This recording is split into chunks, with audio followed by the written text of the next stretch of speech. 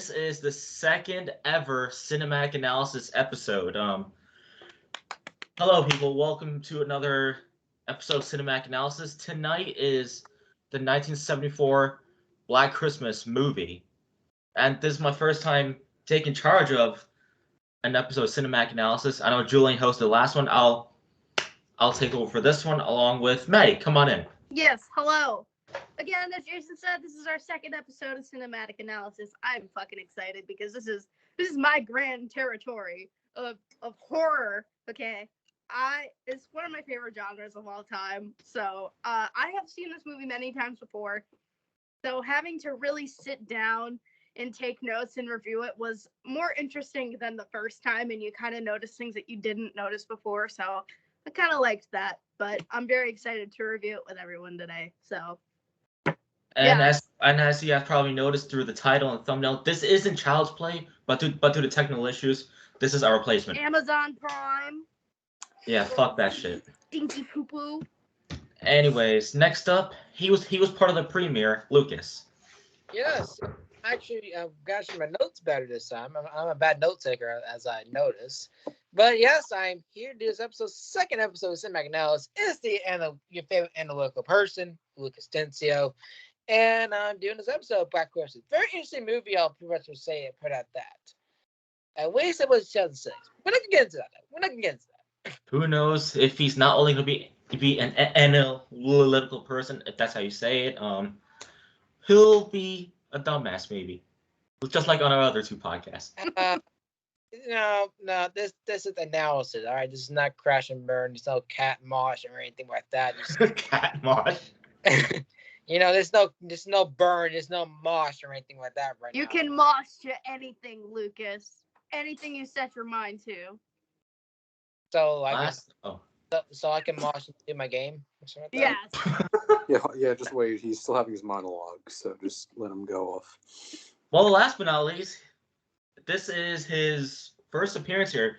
Most of you who watch Crash and Burn probably know who this person is, but he's making an appearance for cinematic analysis. Could be full-time signing, maybe.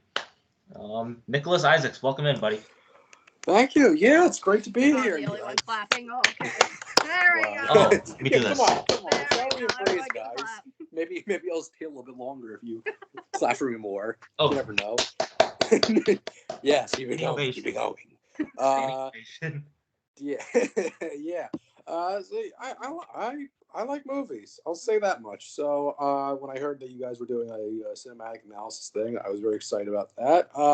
So yeah, I absolutely wanted to get on here the first chance I got, and so it was this movie. It's not one that I've watched before, so that's also something pretty cool about it, that I get to watch stuff that I probably would not be able to watch most of the time, or just didn't bother watching most of the time. So yeah, it presents a very unique opportunity for me. So I'm very excited to do this, and I'm hoping I get to do this more often, because cinema is a sort of territory I don't dabble into often. So when I do get the chance to, I like to kind of explore it. So yeah, I might as well take advantage of it, because you guys are doing this pretty sweet new podcast here. So let's get into it, I guess. That's right, and yeah, there's only 4 people here. Last episode was a party. Oh Yeah. boy. We don't have to raise our hands so many times this time, but We'll still do that. We'll still do that here. Let's do that. Yeah. Anyways, Madi, why don't you explain how we do this? Okay, so basically, Since I'm brain dead. We all get together. We watch a movie on Discord if it will let us. Amazon. Child's Play has to work sometime. Yeah, and we will take notes, and we'll go, section by section. So first part of the movie, second half, third, and then the final part of the movie. And then at the very end, we will say if we recommend it with a thumbs up, thumbs down, and we will give a official rating. And last episode, if you missed it, we had our actual first Hall of Fame movie, first one ever. So A Nightmare Before Christmas. Definitely give that episode a watch or listen, whatever you fancy. But yeah, I basically will go in section by section describing what happens. Yes, and then you do that. Point out details and things and have discussions. So, shall we start? Yeah. Yes, Yeah, miss. let's Okay. do that. So, Man. first part of the movie, opening sequence, you see a house with a party inside, and you get this like weird kind of point of view at one point. And you kind of get inside the house and see how things are going and things like that. So the first thing that I had noticed was the eerie and creepy feeling of not just the point of view, but even in the house, because you're not still sure if you're still in that person's point of view or not. Someone was sneaking into the house, and they really made it a point to have the telephone as the main focus in this scene. So also noticed, introducing some characters. We don't know their names yet, but we kind of get a feel of how they are. We meet someone named Barb, who gives no fucks about anything. She's just there to have a good fucking time. So if anybody wants to jump in before I continue, because I'm going to go straight ahead into the next part, because there's a lot in the first scene that happens. So, Lucas, go ahead. So I was saying that the first time POV shot, the first shot, that was kind of cool to me. See the first person point of view. It might be more of like the first point of view of kind of Friday the 13th, the original, where like it was like the original point of view. You don't know who the killer was, and then like that. And with the party and everything, I'm not a big fan of those type of things. And I'm not gonna get into the rest of it like last time, but yeah, if you get drunk and wasted, you get stupid. Nick. Yeah, I like what you point out with the point of view shots. I'm not going to spoil for later on, but I feel like this movie does a very good job of utilizing point of view shots to the point that it even uses them to trick the audience. It's the way they use these shots is incredibly smart, especially for its time when it was like one of the first films to really dabble into that kind of genre, that kind of style, and also just about everything in that first shot really sets the tone for it, especially even the carol music in the beginning. I mean, definitely now carol music you can definitely interpret it as sort of kind of horror-ish, I guess, but like this opening carol music in the beginning is a very dark, just in the pitch. So that also did a very good job at setting the tone for the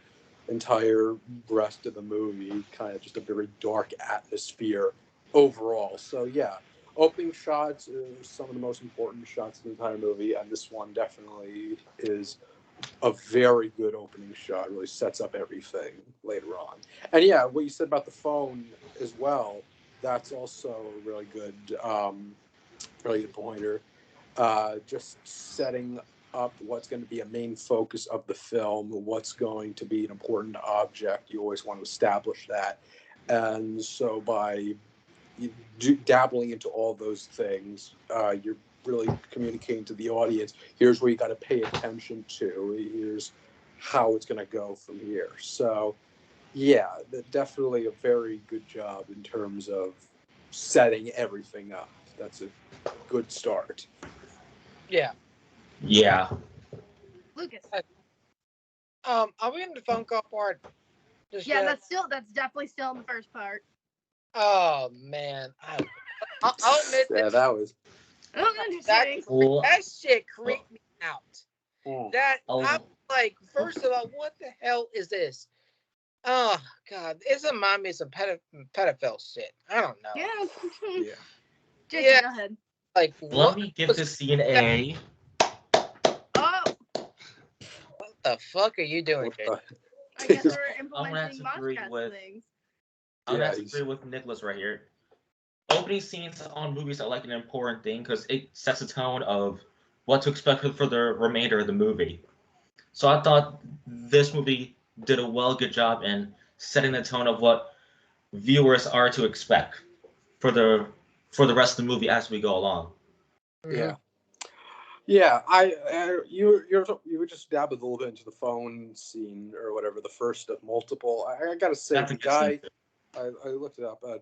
Nick Mancuso is apparently he was the voice of the person on the phone and the antagonist throughout. Did an incredible job with just creeping you the F out without ever really appearing and just over the phone. And the I don't know about anybody else, the dialogue from that opening scene kind of reminded me of The Exorcist, when the girl was possessed. That was just very Exorcist-like to me. I love The Exorcist. Love that movie. God, I love that movie. But yeah, no, it was very, very, very. It takes a lot when you're not being shown to come off as terrifying. And this was made almost 50 years ago. So for that to still be eerie and translated as a very, very terrifying thing now in a very saturated environment, that's a very hard thing to do. But they managed to accomplish that, and I'm very, very impressed by it. And throughout this entire film, they really do a great job of making you more terrified of what you don't see rather than what you can see. That's something they master in this film. So, yeah. Another character that we get introduced to is Claire. She's, kind of down to earth, kind of sweet, not really like the other sorority sisters or whatever. That's another thing that needs to be mentioned. This is a sorority house that all these women live in. Claire, again, is very down to earth. She's not like the rest of them. She's not there to party. She's, there to learn and things like that. So, and this was when we see our first kill of the movie. Claire goes into her room after I don't want to say an argument, but a conversation with Barb. And Barb kind of makes her feel a little uncomfortable, and she goes up to her room to finish packing for her trip. Little does she know that the killer is in her closet, and she gets strangled, and she's dead. She's murdered. And then we are also introduced to Mrs. Mack, the house mother, who is a big alcoholic. She's got a stash. All right, let me tell you, she's got a stash. We are also introduced to two other characters, one being Claire's father and Peter. Peter is a little bit of a dick. A what? Just a tiny bit. A lot of it. For such a... Yeah. And Mr. Harrison is waiting for his daughter Claire to meet him at a spot, and he doesn't know what's happened. He doesn't know that she's missing. He doesn't know that she's dead. He's just there waiting, and he could tell that something is not right. Yeah. Yeah. Right out of the gate, house mother sucks. Just absolute worst character in the film. I practically cheered when she was off. Like, honestly. God. But yeah, no. Going back to the murder, again, like I said earlier, they do a really good job with scaring you with what they don't show you. You don't actually see her die. Like, they show the beginning of it, but like, unlike most films that come afterwards, where, they're like, oh my God, look, she's dead. Look, be terrified, she's dead. They just kind of cut away. And so you don't know what the hell happened to her after that. And it leaves the best type of movies to me are the ones that allow you to come up with things yourself, that allow you to think, to imagine what happened, to create your own reality. Those are some of the best films for me. And so to do that for a horror film, that's pretty smart, especially if you're going to do it for a character getting killed. Yeah, that's kind of my comment on that. Lucas. I would say first kill is awesome. I was screen deaf with it was that, but I think personally it's pretty cool, in my opinion. And again, getting strangled, whatever. Like, we don't know what the hell happened. First off, it could have been bashed in the head. It could have been a lot of shit that could have happened. On-screen kills could be a lot of things. And it's one of the good off-screen kills. Rare enough for the good off-screen kills now, because Austin still has the okay, he's dead. He's dead.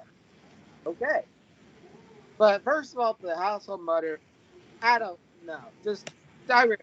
Just no. And Peter.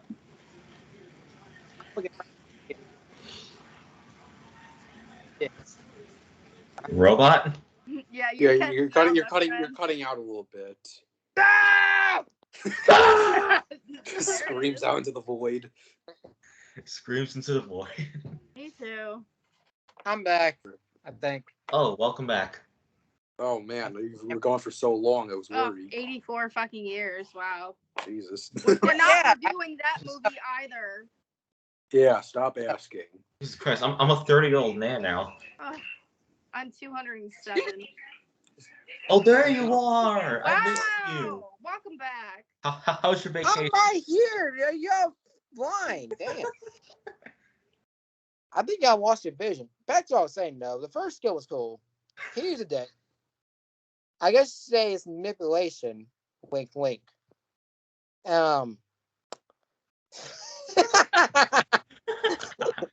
Yes. Wait, pause. But yeah, he's very manipulative and very narcissistic, and yeah. We won't get into too I much don't- detail because that's in the second part. Their actual conversation is in the second half of the film. That's tell from the vibe right away. I can just tell from the vibe. Yeah. So we're on the kill scene? Yeah. Okay, so All right, sorry about that. All right. I thought the kill scene was it was quite the scene there. It's chaotic. So yeah, I'll keep that short. Okay. Anyone have anything else to add before we get into the second half of the film? Yes, it's this. Lucas. Have we got into the part where this person said ho ho ho? Nope, not yet. Oh, that's second part. I think that's third. No, that's second part, but you'll know when we get to it. Okay. Because I put that in my first part. Shit. No, that's definitely second half. Oh well, I lost track of time. Okay. First part, honestly, pretty cool. I get 8.5. There you go, 8.5. So we're now in the second part of the film, and this is where we figure out, well, not we, but Claire's father and Mrs. Mack have a conversation, but Claire's father, Barb, and Phil think that Claire is missing and not dead. So they go to the police station, they do all of that, and we also get a look into Jess, who is basically the main character of the film, but it's not really confirmed until towards the end, but obviously we won't get into that until later. But you see a lot of interactions with these characters, and it's very interesting, and I think the one thing I noticed throughout the second half of the film is that Ken, the lieutenant, I believe, is also the father in the original Nightmare on Elm Street. I don't know if anybody else picked up on that, but I immediately did. Considering I really love a Nightmare on Elm Street. Yeah. So I think back to what we were talking about with Peter and him being a dick just based off of the vibes that we get. We do find out that Jess is pregnant. If you don't know, Jess and Peter are dating, but Jess is pregnant and she doesn't want to keep the baby. And Peter has the nerve to tell her she should keep the baby, even though it's her body. She has the right to do whatever she wants with it, but he just keeps insisting to keep it. they also get a strange phone call again. My notes are all scattered. Give me a second. 1-0. Mrs. Mac having many bottles again. One's in a toilet. What? She had one in the closet, but it was The fuck? What? empty. Wow, now she's my favorite character. Mr. Harrison, which is Claire's father, I noticed this quote when they were in the house with Mrs. Mack and Mr. Harrison, and he says, "I feel like I should be doing something." And in my brain, I was like, "Yeah, check the damn attic. Your daughter's up there. What the fuck?" Well, that's after the police station scene, so we won't get into that part yet. But we do see them go to the police station, Phil, Barb, and Mr. Harrison going there and filling out a police report to find her, and they don't really take them seriously. So the floor is anybody's. Lucas. Okay. I'll say that for the second part. Honestly, I definitely first of all get into the Peter and Jess thing. First of all, if she doesn't want to have the baby, then it's her decision to have not. It doesn't because I could tell right away Peter was very controlling this movie, and he was trying to it's like very narcissistic, like very, trying to get his way, and really trying to find his way and manipulate everything. Kind of a narcissist will do. And that's why I said the first I met him, I'm not gonna get into it just yet. I'm gonna get into the last part of that movie. But yeah, right away, yeah, I just get a strange vibe out of Peter. First of all, he came out of nowhere. It reminds me of Scream, where you don't know what the kill is. So, yeah. Yeah, I'd like to go on that. Yep, go ahead. Yeah, that was a very interesting one for me, especially that choice. For a horror movie to dabble kind of into abortion and all that. That was a very interesting choice, I think, that they made there. And I think they do a good job in sort of handling that. And I think it kind of reflects, just looking back now over that long history, how, in a way, horror movies kind of dematured, I guess, if you'd like to call it that they became more about the shock and whatever, rather than, it started out as like an almost an art of sort and a way to communicate something, and it's kind of gone down from there. But yeah, I was very interested that they went into that. That's a very interesting subject for a horror film to go down.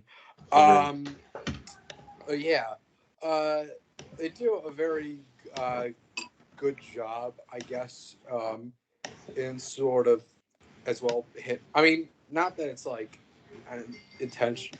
I mean, I guess you could say it's intentional to try and sort of get suspicions going that Peter may be the killer.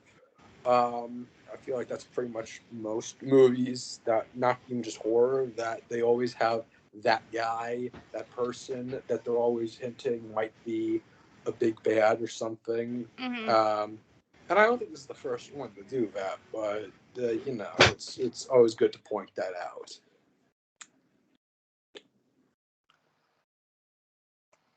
Jason? Oh. You want to talk there, buddy? All right, so remind me the scene. I was distracted. We are so basically we meet Claire's father. He's at the house now. He meets Mrs. Mack. They go to the police station and report her missing, but they don't take her seriously. Oh, so like a crime case going on. Yeah, basically. Yeah, crime case. I'll have to say that it's cool that a horror movie like like that can include a little like forensic science in it, Yeah. where they solve a crime, and I thought that had like a little scary vibe to it because crimes are pretty scary, Yeah. Yeah. especially for someone that's investigating it. So it's cool that they included it. I mean, So I'll give the scene 10 out of 10 and this. We also and I know Lucas was gonna touch on this, but we also see that some of the sorority sisters are at an event for, I can't remember what it was specifically, but it was for children. Oh yeah. And so they meet her there. They go to the police station, and we also see that there's another woman there, a mother, whose 13-year-old daughter, I believe her name was Janice, is missing. So I kind of liked how they tied that in, and you could kind of tell that they were gonna have some sort of twist with that, and have it go along with the story. And I kind of like that they added it instead of it just being, oh, we're gonna search for Claire, and we're gonna find Claire, we're gonna find her, and nothing else. So I definitely enjoyed that. Lucas, before I get into this next part, go ahead and talk about that scene you want to talk about. Oh yes, that scene is one of the second scenes my favorite, because this one scene in the second part, I believe, also was like a dragon scene, whatever like that. I do want to get into that part in a minute, but we're not getting into that just now. So basically, I put in, well, the ho ho ho, basically fuck you. Basically, Santa Claus was not being very, very jolly, basically. Yeah. Santa was not having Ho ho ho shit. Yep. Santa Claus was fed up. Yeah, Santa Claus had enough. He's had enough of these kids shit. Yeah, A Beartooth pun. Don't listen too goddamn long, I tell you. Maddie, you know you got a bat. You know you can cave in. God damn it! All right. Yeah, I want to point out though that the director of this movie, Bob Clark, is the same guy that directed A Christmas Story, that movie that constantly replays, and that too has a shitty Santa Claus. So I think this guy just genuinely just does not like Santa and just takes any opportunity to say shit about him. He's gonna get cold for Christmas. So now we get into the second portion of the second half. Oh. Where we kind of see more of Mrs. Mack, and she tells, I believe I think it's Phil she tells it to, that she's going to her sister's for the holidays. Mm-hmm. So we just assume, they just assume that she's gone, but little do they know she is actually dead in the attic, just like Claire. Oh my God. We also see before that, I found this a little funny. Barb was very drunk, and talking about turtles mating for 3 days straight. And Mrs. Mack has the nerve to tell Barb to stop drinking.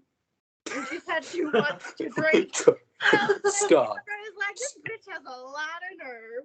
Stop. I Get got some bottles of fucking gin everywhere. We also see a little bit more of Peter in his dark side. And as Nick had said earlier, the way that they kind of hinted at him being the killer is probably one of my favorite horror tropes. Because sometimes there's like a big twist with it, and they're not the killer. Sometimes they are the killer, and there's somebody else with it, kind of like Scream, of course. So we see him take a mic stand and just absolutely like obliterating a piano. And it just reminded me, and I know Julian's probably going to watch this and laugh. It just reminds me of Ronnie Radke throwing a mic stand. Wow. So, yeah. We also get another. Nick, you wanted to go, right? No, you can continue. This is the last thing. We also get another killer point of view, which I also enjoyed that in the movie as well. So. Yeah. I'll go. Because and good thing you just mentioned the killer point of view again and the whole Peter thing, because I don't know if it's in this part or not, but there was a really good twist I sort of seen in the whole long line of is Peter the killer, going back to the point of view shots where you're in the point of view of the killer. That there's one scene where you have the point of view camera going down the stairs and Jess is right there, and then the person throws down Jack and Jess looks and it's Peter. That was really good, I guess, camera work and just storytelling in general, that you've associated the audience with the point of view camera that, okay, that's the killer, and then you pull that off, and so you're just sort of continuing to throw hints at the audience. That's really good filmmaking right there, and just that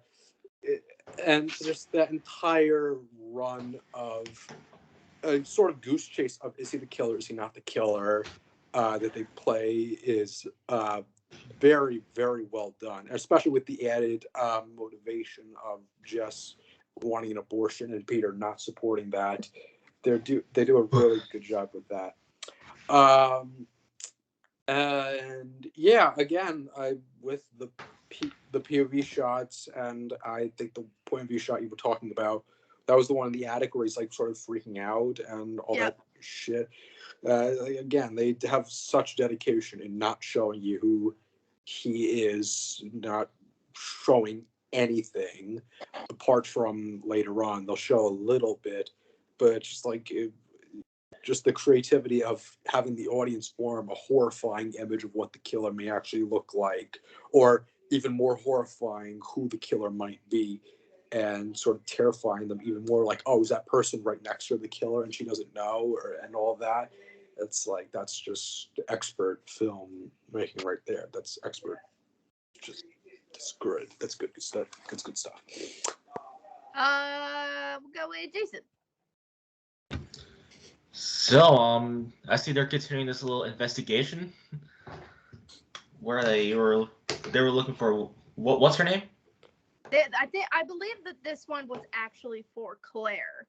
For Claire. But yeah, we don't get into the actual like scene of it. It's just the setup of it is still in the second scene. The third half is when we get into it. So yeah. Do wait to third half. Yeah,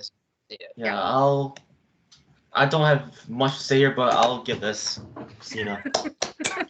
I like the creativity in this scene. It's pretty dope. Yeah. Yeah. So wait. At this point, they're saying we're going to look in like the woods or the lake for Claire. Is that what they're saying? Or is that later? Yeah. So after Claire's boyfriend, I believe his name was Chris, if I'm not mistaken. Jess, and and then obviously Phil and Barb and her father go back to the police station because both Jess and especially Chris are pissed off that this is not being taken seriously. So this is when we meet Lieutenant Ken, and they basically are like, something needs to be done. She's missing. This is not like her, blah, blah, blah, blah, blah. And they start the search party. So a lot of people get involved, and then the third half is when we actually see the search party happening. Yeah, I love how like, she disappeared and she was last seen in the house. Quick, let's look in the woods. Forget the house. Forget that. Oh yeah. You ignored the one. We're on an investigation. The entire time. The opposite half. Like, that's the police for you. Yeah. All right, Lucas, you had your hand That's right. Lucas. First of all, I love this quote right here. This is my favorite movie. It's like what I say. I don't know who it was to, but it was like, you're drunk. Go to bed. Go to bed. Yeah, fucking this Mac had the nerve to tell Barb she's had too much to drink. Yep, and that's my favorite set. That's just like reminds me of a Mortal Kombat in a way. I don't know why, it just reminds me of that. Where it was my right show in the X game, where he was like, "You're drunk. Go back to sleep." And it reminds me more of that. and the attic killers. I like the offspring. I mean, offspring kills. I can see why, but like the way they did with the attic was very cool. I like how they like lift her up like bloop, never be seen again. Bye-bye. But which is another off-screen kill technically, because we know she gets killed and we see the weapon, but we don't actually see her with the hook in her head. We just see her legs in a different point of view. Yeah, they don't do like a Halloween kills and just like we need to show them how brutal and horrible it was. Yeah, and all the blood. There you go. CGI money into that. No, it's just like just freaking show that she's dead and they killed her. But just leave it up to the audience to imagine how it all went down. And that's why the sounds work as well. That even with a lot of the kills that you don't see on camera, they just use the screams and whatever to just make the horror. They use sound to make horror rather than gore. They add some emotion too. Yeah, exactly. Kind of. That's what I like about movies. They add real emotion into it. Yeah, it's like don't you just hate it at night when you hear a random scream out there and you don't know what the hell is going on? Or whatever.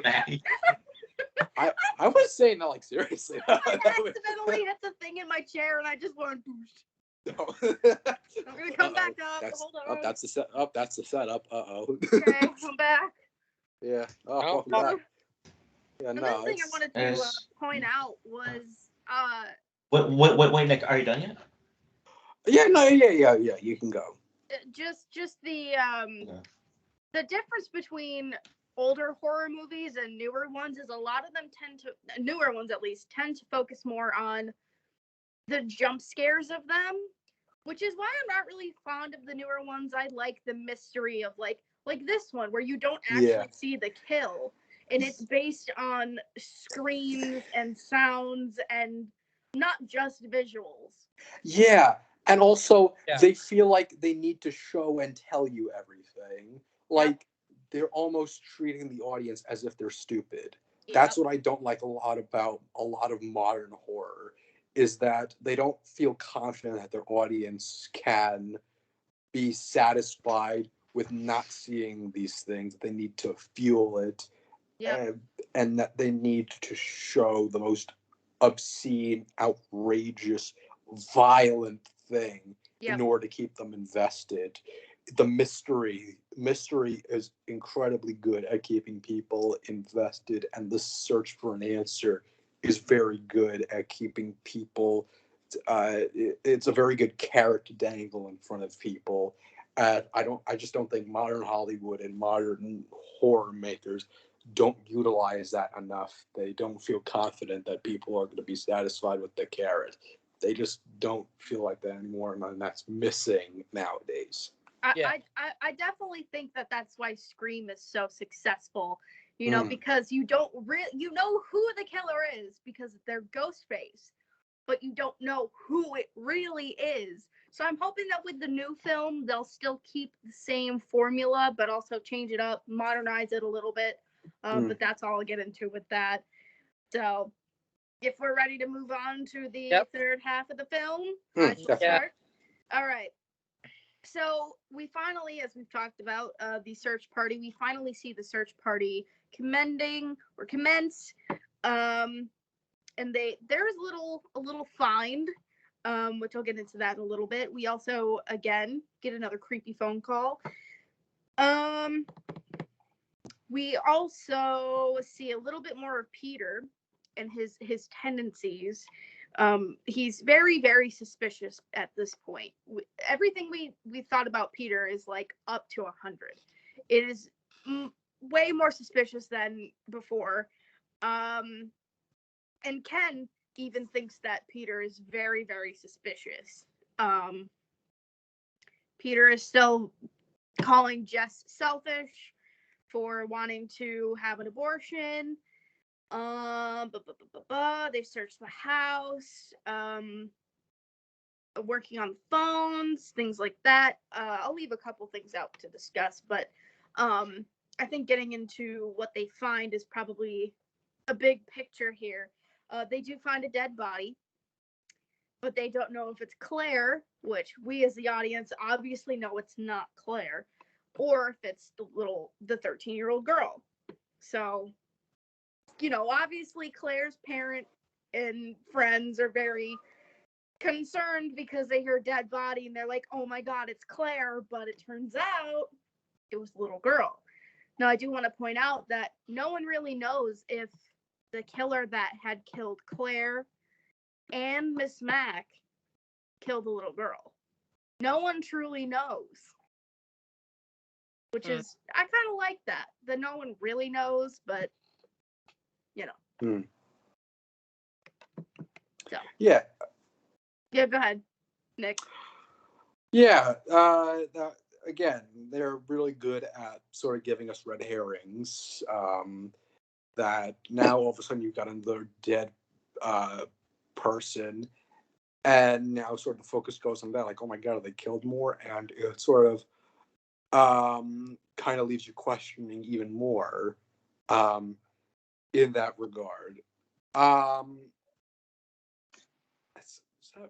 Yeah, I'd say that's really all I got to say, and that they do a really good job in sort of twisting and turning, sort of manipulating the audience, I guess. All right. Yeah, I feel like I had more to say, and I just dropped out of my head. So somebody else may go. Lucas, go ahead. I have a question. Is it the what was it? The children singing. Is that in this third part or fourth part? Mm-hmm. The fourth? Wait.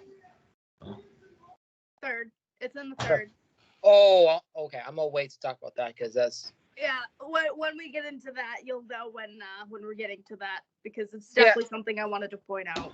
Yeah. So about the killing, about the little girl with that. I mean, I didn't know at first until you actually said that, and then I watched the movie. Just remember it now, and like, oh, it was a little, because it was in Claire, and then Miss Mac. I didn't know it was a little girl in there. Like, who the hell knows? And it could be decapitated. It could be a bunch of things that could have happened. But I like how the killer just just doing this thing. You know what? This person looks mighty fine to kill. Just why not? So, and they did a good job thinking he was the killer, because I thought he was the killer. And I legit, my notes is basically my hatred about Peter. I think that's the point of the movie is we're supposed to hate Peter. We're not supposed to like him. Yeah, I'd like to think Lucas's notes just like a hate diary of fuck Peter, I would die. That's my third part. I was talking shit about like the third and fourth part of the movie. Lucas is gonna run a hate page for Peter. For further scene, I like how they took us through like a roller coaster of emotions. Like, they make you confused on who the killer is. They think, is this person the killer? Is this person the killer? When it's really Peter, pretty much.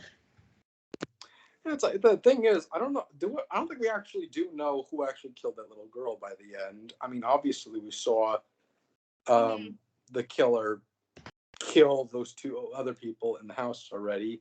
But for the little girl, I mean, that's kind of effed up that we don't actually know what happened, really. Give me 1 second. I will continue on. She's gonna bring up her research. All right. This is what we do. We research things. Yes, absolutely. Yeah, this like it gives you like a lot of stuff to really think about, I guess. And again, that's okay. Yeah, thanks for showing me your hairline, Lucas. Thank you very much. Was right. The killer in the movie killed the little girl. Oh, so okay. So we did. I was right. Yeah. All right. So he did. All right. Well, then that gives me more reason to fucking hate him. Yeah. Yeah. I liked him before, but that was just step too far. Yes, a hatred episode for Peter. Yeah. I mean, I was fine when he killed those two other people. Peter. Fuck you, Peter. I was fine. Not the actor. No, yes. The actor. Just Peter. Can we actor, if you're watching this, you did a good job. For making us in our description. Oh, and fuck you, Peter. Yeah. Oh yeah, sure. He's actually. Oh yeah, he's still alive. I was gonna say if he's dead, then that's kind of fucked up. But no, he is still alive. Good for him. Sum up my take. I like the scene taking us through emotions, roller coaster a bit. So Yeah, that's just. Oh yeah, that's kind of this movie. Yeah. Really, just a massive roller coaster of just like you getting invested in a character or something, or maybe some people may have liked Peter or something, and they're like, oh no, he's a douche. I can't believe it. One of the main points have us hating. Yeah, well, if you believed in Peter in the beginning, well, I'm sorry, but that's your goddamn fault. Cry about it anyway. Move on. So a couple of things I wanted to point out, and this is kind of where my point system really started to take place and why I gave it the rating I did, was we see Barb in her room sleeping, but we also finally get somewhat of an image of the killer for the first time. And all of a sudden, you know, it cuts back to Jess, and we hear somebody wheezing, and she goes upstairs, and it's Barb, and she hands her the inhaler. But I don't know if anybody picked up on this. I definitely did. She was holding her inhaler upside down, and she didn't even like push it in to breathe. And I was like, yeah, that's totally fucking believable. God wow. damn it. Wrong. So that was kind of like, I didn't like that. Yeah. We also see as her door opens before the asthma attack or whatever, we see a collection of glass figurines, and there's one that's really focused on in particular, and that one is the unicorn. Now, after Jess leaves her room, we now know she's gonna die because that figurine, they cut back to the figurines and it's gone. So it's like, all right, she's gonna die. We know she's gonna die. And this is the first time we actually see a death. And it's not picked up on by Jess because, and Lucas said this earlier, there are a bunch of children at the front door singing fucking Christmas carols. Imagine you're dying. You're getting stabbed to death by a glass unicorn. La, la, and the la, last la, thing you hear La la la. carol. Can you imagine that? That would suck. Shut up! I'm dying here. I'm dying over here. This isn't a holiday spirit. Yeah. And personally, I think Barb had the most brutal death in the entire film. Yeah. Well, I mean, to be fair, the other lady got a hook to the face, so I mean, maybe.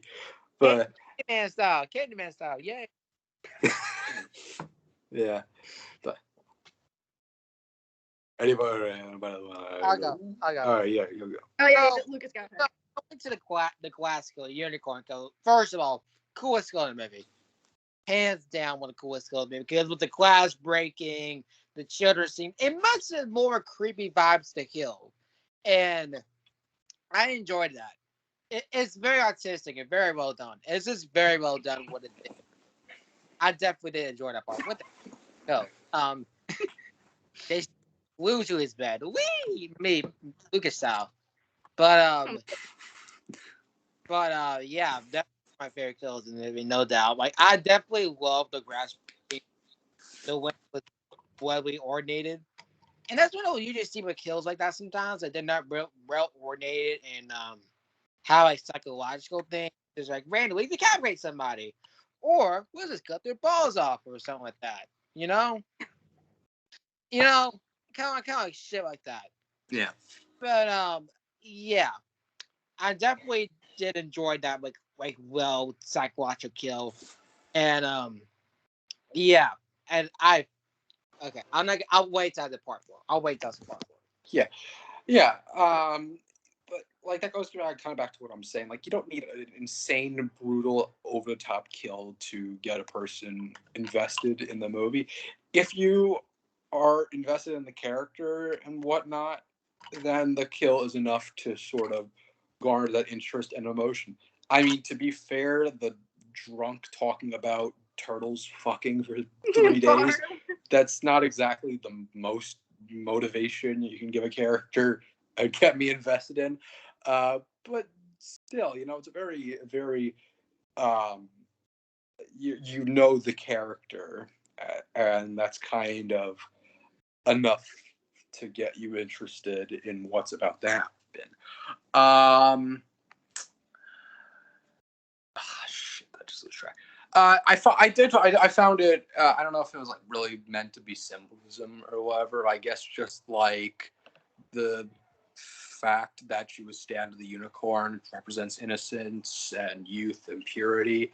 I guess that's kind of representative of that house, really. And that kind of goes back to what the father was saying. Like, I didn't send my daughter here to drink and get with boys or whatever. Mm-hmm. That's kind of what sort of, in a more brutal sense, what that whole scene and what that whole series of events kind of represents. It's kind of just a loss of innocence and whatever, that you're being shown that these characters are going through this horrifying situation. And that even couples with the kids doing the carols, not knowing that they're doing it in front of a murder house with a murder currently happening, and with the kids' party that was there earlier and the kid that was killed earlier from that party. It's just, in general, there's so much innocence and innocent people becoming a victim to all of this.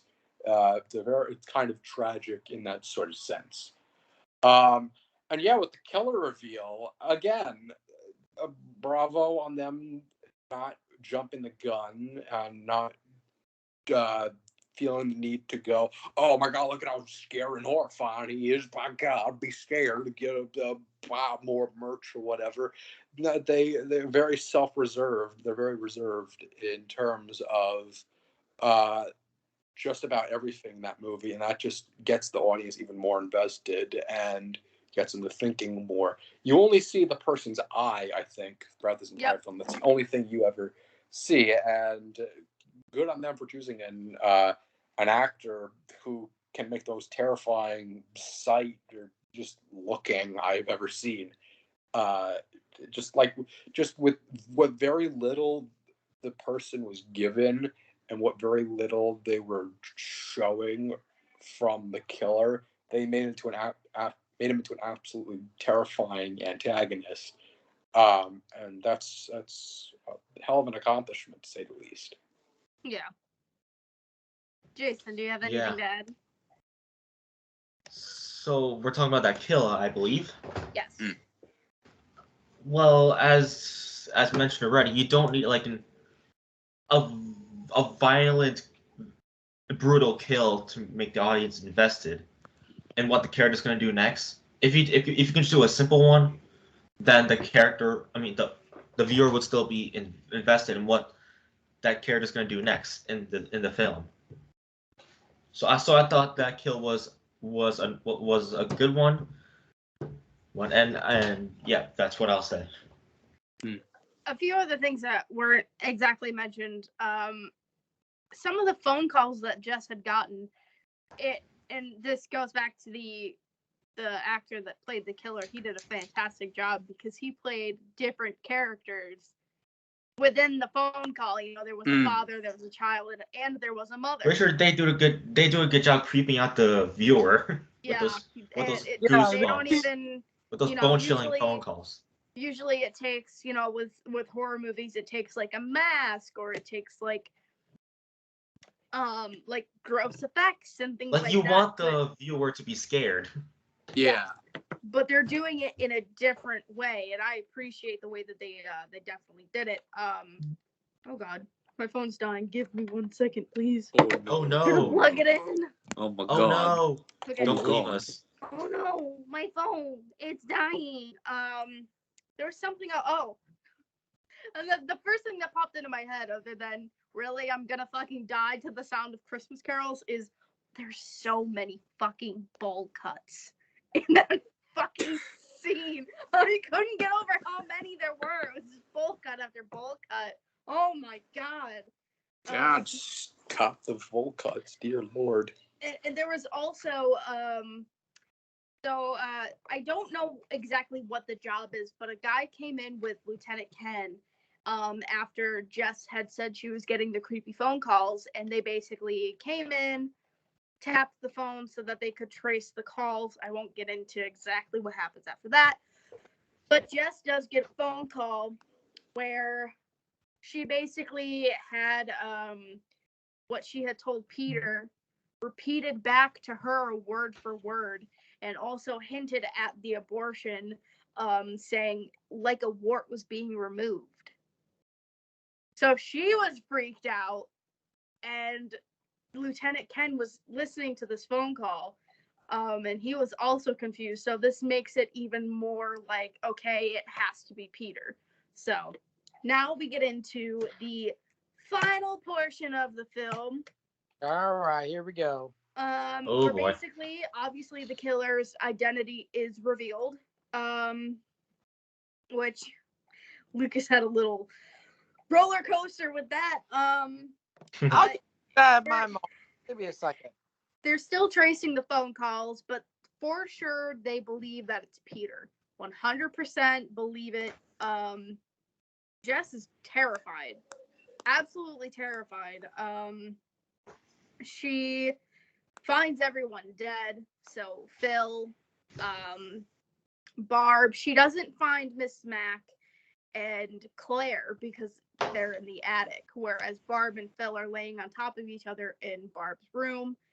The cop outside is also dead at this point. They're still tracking a phone call. There's still different voices. And Claire is not getting him on the phone long enough for it to be traced. And that is when she finally gets him on the phone long enough. And that is when the twist comes. There's two twists in this movie. This is the first one. The twist is that the call was coming from inside the house the entire time. I mean, So, I'm trying to see if there's anything else. I don't think as far as that portion goes. We'll wait till the second half. So, if anybody wants to add on to anything. Lucas. yeah, what you said, I had that roller coaster emotion. But I legit thought that, Peter was the I thought that. Yeah, Maddie, yeah, if you saw my blind reaction of it, I was like, oh, it has to be him. It has to be. It has to be. Mm. But they swerved me. I thought it was going to be, but no. Oh. But no. But you know what? Good on them to the swerve some people. Good on them. And with the in the house, but I mean, it was kind of plain obvious, honestly, because the kill was coming from the house, from the attic, from the bedroom, whatever like that. So I mean, first of all, it's kind of obvious. I don't know how Jess didn't get that. First of all, I don't know how she didn't get that. And I was just typed into the chat. I was like, "Don't go upstairs. Don't go upstairs. Stay up there. Why are you going upstairs for?"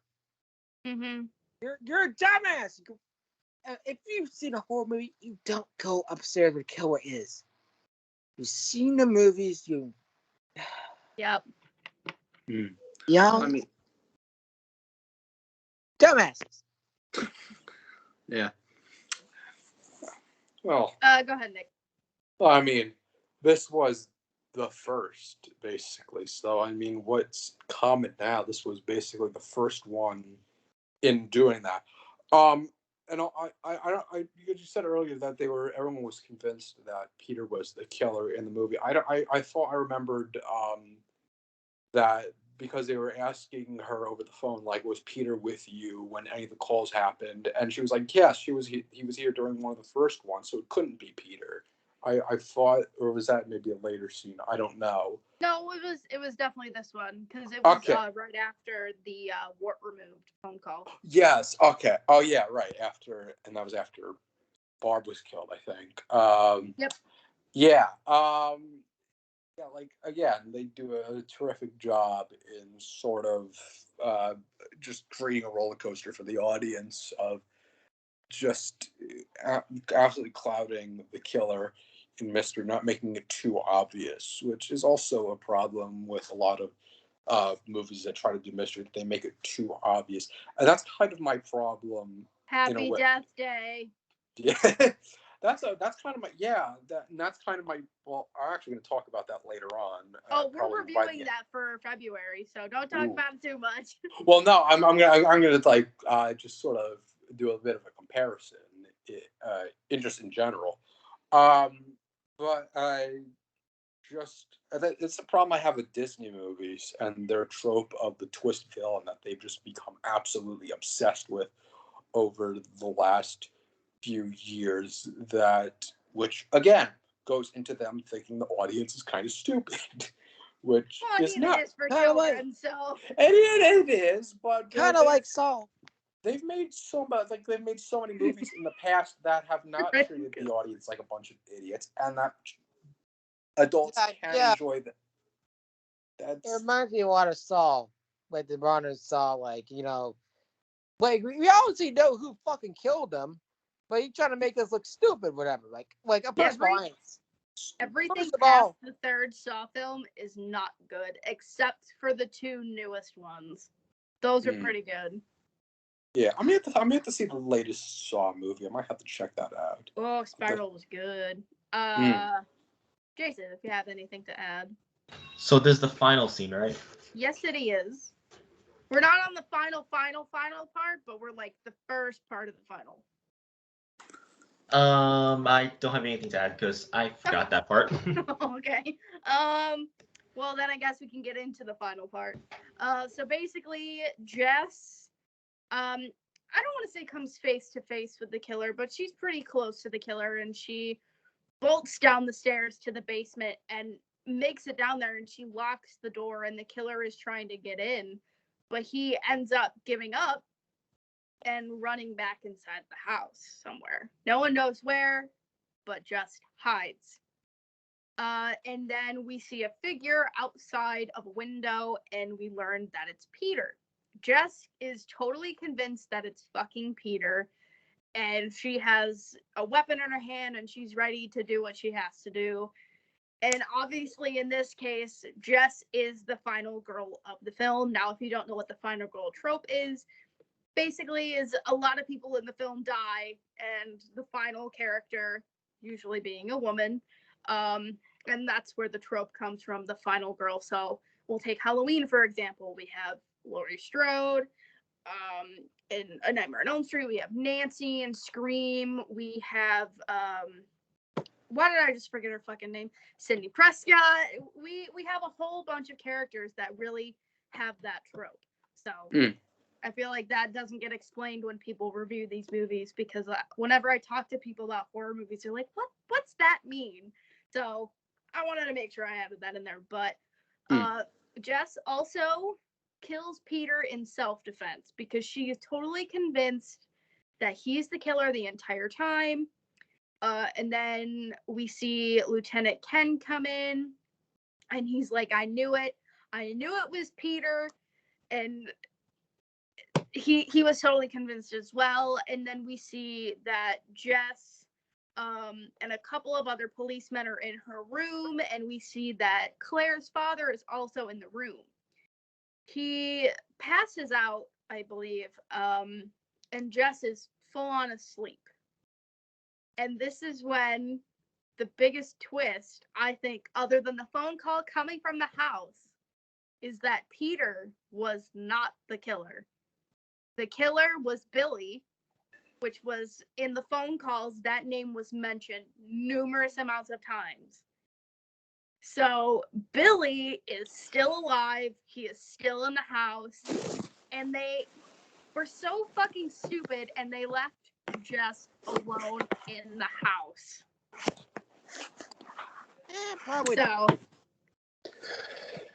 Jason, because I knew you were waiting to add something, so go ahead. For the final part. Oh, well, I guess I'll say that it was quite a chaotic scene to end off the movie.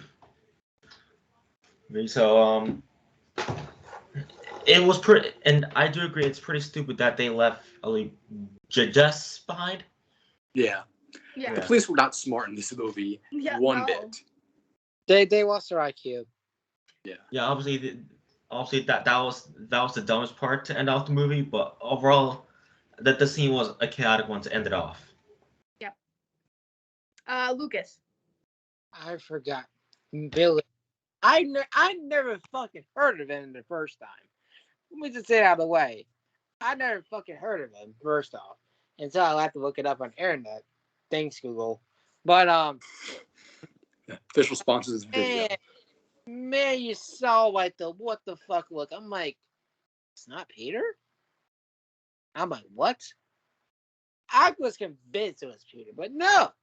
Lucas, after we ended, Lucas just unmuted his mic and goes, I knew it! I knew it was Peter! And I'm like, Lucas, dog, you were wrong. What do you mean? I'm like, what? It's not? Then I thought it was, because every time it comes down, it was, like, it might just scream, like, you think it's the other one. But it's the other person, but we heard her multiple times, but we've never fucking, seen anything, So, honestly, actually was a good job, actually, can I think about it. Because if it was obvious, it would be like, okay, I knew it all along. But having the twist at the end, whatever, but actually a good twist at the end, and not like what Skate 3 had, or, but when I get to Skate 3. But, yeah, but definitely, that scene definitely shocked me. I'm like, what? And I thought Peter should have gotten out a little bit better, honestly. Like, just multiple stabs, and maybe that could help. Yeah. Nick, go ahead. Are we clapping? Yeah, you have to do this. I'm definitely not. Standing ovation. I'm too comfortable. Standing ovation, Nick. That was like, in a weird way, I was so happy with the ending of that movie, because just to have the balls to not reveal the killer at the end, like, that's brave to do that. And like, I can't recall a single film in my entire catalog of horror or murder mystery movies that I've watched that's done that just decides, you know what, we ain't gonna tell you, we'll leave it up to you. That's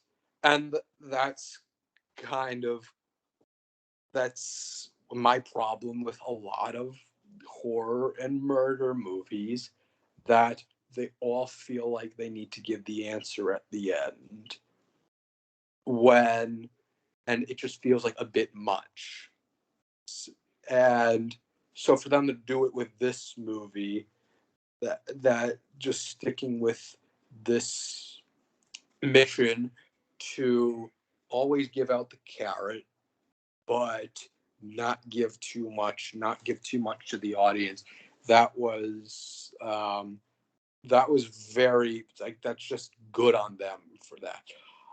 In a weird way as well, I kind of felt bad for Peter at the end because, like, I don't know if he was actually, I don't know, because who knows why he was actually, I mean, he may have been there to do something, but at the same time, he's like, why is my girlfriend down in the basement? There's a bunch of dead people in the house. Maybe I should go help her. Hey, gets stabbed.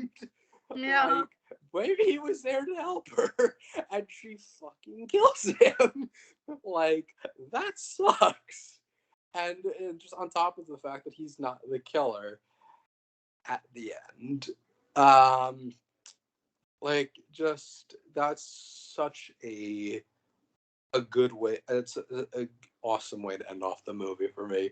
Like, it's probably turned, besides Exorcist, it's turned into one of my favorite horror movies, just because it doesn't feel like your typical horror movie, and it feels like just a really good movie, and it doesn't try to be too much of a really good movie and too much of a horror film. It perfectly balances the two, And you know what?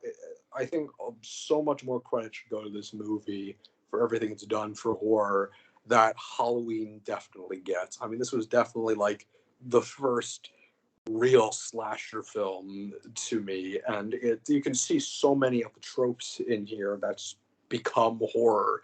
Mm-hmm. You know, even the phone calls that Scream did that. I mean, When a stranger calls. When a yeah, stranger calls back. when a stranger calls back. The point of view shots. So many horror films use that. The Ring. Especially like the opening scene of Halloween with Michael as a kid, and like pointing out earlier, the Friday the 13th films, and again the Exorcist. I mean, curse, like a lot of obscene language. I mean, that's kind of been in horror ever since Exorcist, so that wasn't really like anything new. But like it definitely made the film seem more real, honestly, just more real to life. And I don't know if it was based. It may have been based on a true story or something. I don't recall. But I know. Google before we claim anything. Well, I did. I can look it up. I did research. I did some research, and I actually found that it was originally. Now I found it very interesting that it was supposed to premiere, but 2 weeks before it was set to premiere, there was like a murder very similar to it at like a sorority house in Florida, where like 2 teens were killed, 2 were injured. And do you know who the killer was? Who? Ted Bundy. What? Yeah. Whoa! And that delayed the cable debut of the film, which is unbelievable to me. So like, yeah, it's this. I mean, that goes to show how far back this came out. Oh, well, I did find a little thing, and it says Black Christmas was allegedly inspired by some real life murders that occurred in Montreal, Quebec, Canada. Yes. During the holiday season. This is most likely based on Canadian serial killer Wayne Bowden. I probably just butchered that. I apologize. Who killed 3 women in Montreal between October 1969 and January 1970. I mean, I wouldn't be surprised. I feel like in most cases, all horror, in one way or another, has to devolve in some way from real life. Life imitates art, imitates life in some way. I mean, obviously, the Ted Bundy thing didn't inspire that. That was just like bullshit. It just happened. Yeah. Happened in real life, and that's horrible. But yeah, no, that's it's it's a very, very good film. I'll say that. Like it's like that's something I don't really say with a lot of horror. That like you could say it's a good horror film. I think that's almost become a sort of sub rating of sorts. That's like almost a very good scary horror film. Yeah. But for me, it surpasses a good horror film.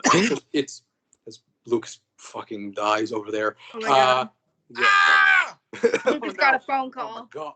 Oh my god. Oh, Josh, shit. I'm getting all 50 of my phones are ringing. By God. Don't answer it. They're all saying their name is Billy. I don't know. I don't even know one Billy. I don't even know you. I don't even know one Bill Y50 calling me. Oh God. Yeah, but this is what the fuck. Oh, Lucas is calling his Xbox controller. He's like calling Bill Gates. He's calling Bill Gates. Bill Gates. Yeah, quick, call Bill Gates here. Hello. Okay, so the CEO of Xbox. Off, I'm not gonna say this particular word in case we get in trouble with another YouTube channel because I don't want to get this in trouble. So we're gonna call this the death counter. So overall, there were technically 7 deaths. There was Claire, Miss Mac, the little girl, Barb, Phil, the cop, and Peter. We don't know if Jess actually died or not. We just know she's still in the house with the killer. Yeah. And that's where the film ends off. So I guess I'll start with the rating. And well, first let's all do a thumbs up, thumbs down if we recommend or not. Ready? 3, 2, 1. Thumbs up. All right, so we all Absolute thumbs recommend. Perfect. So overall, I gave this film an 8 out of 10. It would have been higher, but there were a few things I had noticed that I was kind of not happy about. Like I had mentioned with the inhaler. There was also a scene where 2 random men with guns showed up at the sorority house at the back of the house. And Phil and Jess were there and they just laughed. Like, it was supposed to be like a really serious scene and they both kind of laughed. So it kind of threw me off. I wasn't really happy about that. Another thing too is, I know people will probably say, oh, it's the 70s, blah, blah, blah, blah, blah. But to that I say, you have not seen horror movies in the 70s. The blood was not great. It was not. It looked so bad. It literally looked like they painted. Like, they took paint. Not like, you could have gotten away with ketchup at that point, but paint. It looked like. It didn't look like fake blood. So yeah, overall I gave it an 8 out of 10. It was still great. But I definitely wouldn't give it like a 10 out of 10 or higher than an 8. So we'll go with Jason. What do you give this? I'll give this a 10 out of 10 because I like how this movie takes us through a roller coaster of emotions. I think they do a good job with creeping us out with the phone calls and give us chills. Also, this movie is highly suggested. Okay. Lucas. I'm gonna check my notes over here. I gave it an 8 out of 10, and a couple of reasons why. First of all, the blood in there wasn't it. Yeah. Ketchup and paint combined, like no. I guess the 70s, but you could have a little more creativity there. But I'll admit one thing. The one creative thing was the glass ornament thing. I definitely liked that one. That was very cool. That one. The things I didn't like of it, first of all, the phone calls just creeped me out. I'm scarred with that. And there's some scene I didn't like. I didn't like where Peter was very controlling Jess. I didn't like that scene. I mean, honestly, there's some scenes in there I don't like, and that's why it's kind of low to me. And most of it, I gave about the scenes. I gave like an 8.5. I think one I rated a 9.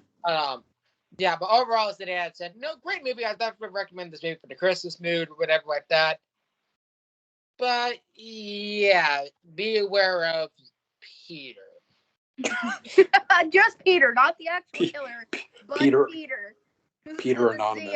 The Peter hate fan club or hate club. Yeah, welcome to Peter Anonymous. Yeah. Go ahead, Nick. Yeah, don't. Jesus, Lucas. I'm gonna give this a 9 out of 10. Like pointed out, the blood is again literally just paint. Oh, Billy, paint me like one of your dead girls. Yeah, that was. They could have done better with the blood for sure. But you know what? For all the very little mistakes it made, it's such an important movie in my opinion that I think it really, I guess, deserves a very high rating in that regard for its importance in horror in general. So that kind of bumped it up a lot more from my headphones. Oh my god. Just sticking with its themes and sticking with a very good tone throughout, but just leaving enough for the audience to kind of take a break from the doom and gloom of the entire thing. And there were definitely scenes that made you uncomfortable, but I think that's really a part of the experience, really. It's that being willing to put you in situations that do make you uncomfortable. I know I don't like a lot of scenes that make me kind of feel weird, I guess. But, you know, it's like, that's real life. And it's like, if you're not going to do it, then who the hell is? So the film overall, it's very brave. It's a very brave film, especially considering, again, it was one of the first of its time. And like looking at some of the like reviews early on, like that people were calling it a bloody senseless kill for kicks feature, and that's from Variety. Early on, a routine shocker, overreaching, you know, gratuitously evasive ending, you know, just all these criticisms of the gore and whatever. And oh dear God, thank God most of the people who review this are probably dead by now and not seeing what's coming out now. Yeah, only. Yeah, but pray for them. But yeah, I think like now you can appreciate it in a sort of compared to what's come afterwards. That's really what I think a lot of films from the past are. That it kind of explains that, and it's context. Uh, Context changes, time changes, and with that, we're able to see things in a new light and learn even from that. And I think definitely Black Christmas is one of those movies. And it's kind of a shame that it doesn't get the attention it really deserves. It's a very good horror film and a really good movie. So I absolutely recommend, if you're watching this, to go check out Black Christmas. It's a very, very good film. And I think if you like Halloween, you like all like the slasher genre especially, then you'll definitely get a kick out of this movie. It's very good. Yeah. We're doing outros now? Yep. All right. So- you want to kick this off? Outros. So thank you for checking out the second ever edition of the Cinematic Analysis Podcast. We hope everybody enjoyed our review of Black Christmas, the 1974 edition. Absolutely check this out on streaming platforms like what? Tubi TV, whatever that is. Tubi.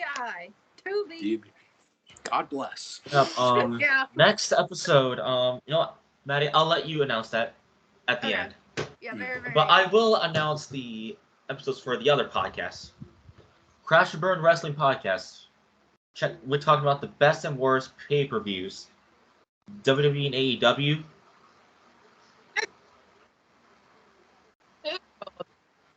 And yeah, I'm And for the Moshcast, this is gonna be our this will be our last album review Moshcast edition in 2021. Beartooth Aggressive. I'm so excited. So yeah, thank you for watching, and that's it. Lucas, go right ahead. Oh God, Lucas has gone crazy. It finally happened. Oh God, he's become our Chris. Oh no. You fucking interrupted me, first of all, Jason. I'm the one who created that word. He's cutting out again. Oh no. His rage has corrupted his device. We can't hear him. Oh God. You're cutting out. I think Lucas, Bill you're Gates is cutting in and out, dude. I think Bill Yeah. Gates is hacking you for the jokes you made earlier. That's payback. No! Nah! Someone go. Nick, Go ahead, Nick.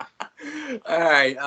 As Microsoft takes its sweet revenge on Lucas and all of his electronics, thank you everybody for yeah, fuck you. Whoa. Thanks everybody for watching this episode. I had a wonderful time, and I'm absolutely cannot wait to do more of these.